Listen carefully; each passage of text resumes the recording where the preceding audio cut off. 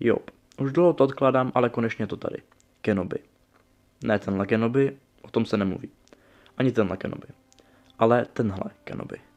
Pokud nevíte, o co se jedná, nebojte. V rychlosti to tu vysvětlím.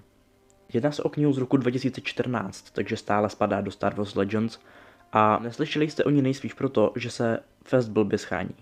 Já jsem ji česky sehnal za 800 na bazaru a to byla asi ta nejlevnější cena, co jsem našel.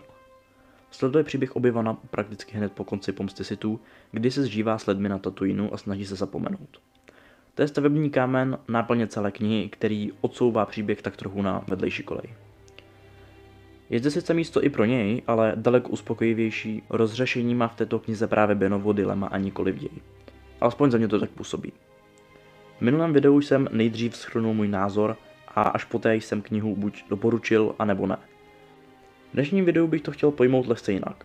Mám k této knize totiž o něco komplikovanější vztah. Sice má pro mě konkrétně cenu ji číst, ale troufám si říct, že ne pro mnoho lidí to bude něco extra. Rozhodl jsem se tedy vynechat dojmovou část, neboť by video dle mého jen zbytečně natahovala. A navíc se minule jednalo jen o takové vyblití emocí, které by pro mě nyní, když už mám knihu dočtenou přes 2 měsíce, mohl být problém. Doufám tedy, že tuto změnu uvítáte, neboť i mě samotnému to minule připadlo opravdu až příliš natáhlé a nudné. A nyní už konečně k obsahu videa. Jako jeden z posledních přeživších velké čistky, jako jeden z posledních, kteří znají pravdu, a jako jeden z posledních, co jsou v očích císaře Palpatína a nově vzrůstajícího impéria na dobro pohřbeň rukou svých oddaných přátel ve zbrani, se zlomený Obi-Wan, kdysi nejlepší vyjednávač klonových válek, po mnoha letech vrací zpět na Tatooine, kde se vůbec poprvé setkal se svým učedníkem a hlavně dlouholetým přítelem Anakinem Skywalkerem.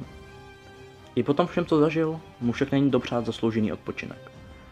Snaží se spojit se svým bývalým mistrem Qui-Gonem, jemuž se po tragické smrti na Naboo podařilo splynout se sílou a dokonce jejím prostřednictvím navazovat kontakt s vnějším světem. Chce se s ním promluvit o svých pocitech a hlavně o Anakinovi. Mistr však na jeho prosby neodpovídá. Jeho poslední úkol je na slunce jasný. Ochránit Anakinova syna. A to za každou cenu. Tak zapadlá a zločinem prolezlá planeta, jako je právě Tatooine, však skrývá mnohá nebezpečí a překážky. Spoustu věmů, otevřených ran z minulosti a hlavně neutuchající pocit porážky.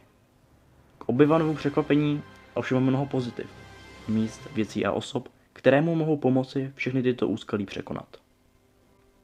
To je jeho mise, to je jeho plán a to je směr, kterým se musí vydat. Kniha je z většiny vyprávěná z pohledu farmářů a obchodníků z Tatooinu, které Ben potkává a s kterými se snaží koexistovat. Zároveň však zůstat dostatečně odtažitý. Už z tohoto popisu poznáte, jestli vám kniha ze své podstaty sedne. Avšak není to až tak zřejmé, jak to nejspíš navenek působí. I přesto, že se do Benových myšlenkových pochodů mockrát nepodíváme, tak paradoxně díky tomu jsou emocionální momenty v této knize o to silnější. Uvedu příklad přímo z knihy, takže varuji, zde budou lehké spoilery. Jedná se o scénu, kdy jsou spolu Ben a ještě jedna žena na obědě. Sedí u okna a z něj mají výhled na cestu, po které kráčí jednotky Clone Trooperů, nyní ve službách Impéria. Tím, že tuto scénu sledujeme skrze pohled ženy a vidíme její myšlenky o tom, co Ben asi uvnitř prožívá z toho, co o něm ví a co před sebou vidí, jsem byl do této pasáže o to více ponořen. Neboť z ní máte takový ten pocit, že víte mnohem víc, než pro vás hlavní postava, skrze kterou do scény nahlížíte. A v daný moment je to i pravda. Nevím, jak to tady více popsat, ale musíte mi zkrátka věřit.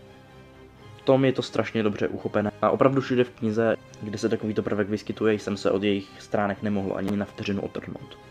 Jinak je zde pár úsměvných a fajn kamejí, ale stojí to opravdu na tom, jak moc vás zajímá život na Tatooinu. Protože na této lokaci strávíme opravdu mnoho času, v podstatě celou knihu. Co je na Kenobim opravdu úžasné a taky nesmírně důležité pro to, aby příběh plynul rychle, je vystihnutí Tatooinu. To je tady od všech předešlýchiteracích naprosto jiné, avšak o mnoho lepší. Aspoň z mého úhlu pohledu. Opravdu z této knihy vyzařuje ten pocit, že tady ti lidé žijí celý svůj život, že všechny ty věci, které vidíte, dennodenně používají, že po těch místech dennodenně chodí a že to mají opravdu zažité, že to je jejich domov a že všechny své sousedy po celý svůj život znají. Mají mezi sebou i takové vztahy a ty pocity z ní zkrátka extrémně vyzařují.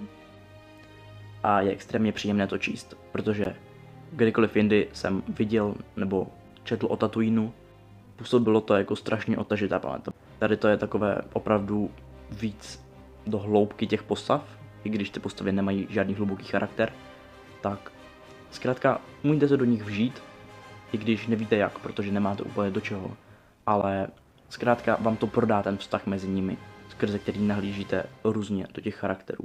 A opravdu nahlížíte do nich různě. Do pár scén tady nahlížíte i skrz charakter, který pro ten příběh není absolutně důležitý a už se tam třeba ani víckrát neobjeví. Ale právě v tom je tato kniha krásná, že vám ty postavy prodá jen na malou chvíli, ale ukáže vám na nich, jak ten svět funguje, aniž by to musela nějak dlouho vysvětlovat. A to se mi na tom strašně líbí. I akce a intrikování v této knize, ač jich tu není tolik, tak jsou velice zdařilé a velice zábavné. Finální akce sice není nějak výjimečná a viděli jsme ji například v Mandalorianovi, ale je zde pojata jinak a skrze postavy a skrze sázky naprosto jiná než v Mandalorianovi. Ale přeci jen je to jiný zážitek a už kvůli tomu se to vyplatí. Stejně jako tato kniha. A když už jsem mluvil o těch intrikách, tak ty tady jsou velice, ale velice superové. Od první scény, kdy Ben přijde na Tatooine, už to tak nějak vidíte. Je vám to nastíněno, ale není vám to nějak řečeno a nepoznáte to. Uvědomíte si to jenom podvědomě a poté zpětně, když o tom čtete dále. A dozvídáte se víc a víc. A když se dozvíte někdy za půlkou příběhu celé, tak vám to do sebe úplně krásně zapadne a v tomhle je ta kniha opravdu dobrá. A i postavu, která je zde tím hlavním intrikářem, tím hlavním aktérem celých těch intrik, který je za pozadím toho všeho, tak vám ho to v první části knihy prodává opravdu jako kladnou postavu. A i když vám to ukazuje nějaké jeho stinné stránky, tak taková je většina postav na Tatooinu. A právě skrze to absolutně není poznat, že právě on je tím, který za vším stojí. A to je skvělé. Skvěle to využívá ten výběr té lokace a skvěle to využívá to, jak to vykresluje Tatooine a jeho obyvatele. Takže za tohle rozhodně ode mě plusové body a tohle mě v knize strašně bavilo. Celkově není to až tak kniha o Kenobim, jakožto o Tatooinu. A mě Tatooine zkrátka, řekněme, bavil. Teď už to tak není po přečtení Kenobiho, teď bych si od něj dal docela pauzu, ale furt mi to přijde jako zajímavé prostředí a i zde je vidět, že tam jdou vyprávět zajímavé příběhy. Ale jak říkám, pokud vás Tatooine nezajímá, tak tohle nejspíš nebude kniha pro vás. V výsledku se tedy jedná o fajn počtení, co se týče očekávání, protože jen opravdu málo z nich kniha splní. Ale pokud k ní přistoupíte s tím, co jsem vám zde řekl, tak vás zajisté překvapí. Nehraje tak moc na nostalgii a známé postavy a nemá tolik emocionálních momentů, kolik bych osobně čekal, ale když už tam jsou, tak sakra stojí za to. Jak už jsem jednou říkal, tak závisí pouze na vás. Zda máte rádi Tatooine a Obi-Wana. Pokud ano, tak si tuto knihu opatřete a budete mít určitě chuť si ji přečíst. Nejspíš vás bude i celkem bavit. Pokud už ale máte obojího dost, tak se obávám, že to není nic pro vás. A za tu cenu se vám to rozhodně nevyplatí. U této knihy specificky záleží dle mě opravdu strašně moc na očekáváních. Proto jsem vás zde nechtěl tak hypovat, ale ve výsledku to pro mě je takových 7,5, 7 z 10. A to hlavně kvůli Tatooinu, od kterého bych si po dočtení Kenobiho dal tak na dalších 5 let pauzu. Doufám tedy, že vám to nějak pomohlo a nebyla to úplně ztráta času. Snažil jsem se to co nejvíc zaměřit na to, jestli se vám to ve výsledku bude líbit, protože chápu, že ne každého zajímá 10minutové kecání o knize, která už je pěknou řádku let vyprodaná. Pokud vám můžu ještě naposled poradit, tak to radši nekupujte na bazarech. Pokud to míte anglicky, stojí to okolo 2 až 3 stovek. A pokud na Ainu nejste, dá se to sehnat jako e-kniha. Pro mě osobně to smysl mělo. Hlavně protože se snažím pozbírat všechny Star Wars Legends knihy. Ale i tak 800 je prostě fakt strašná cena. Ale to už nechám na vás. Star Wars knih je spousta a vybere si takřka každý. Takže užívejte života a já doufám, že se uvidíme u dalšího videa. Čau.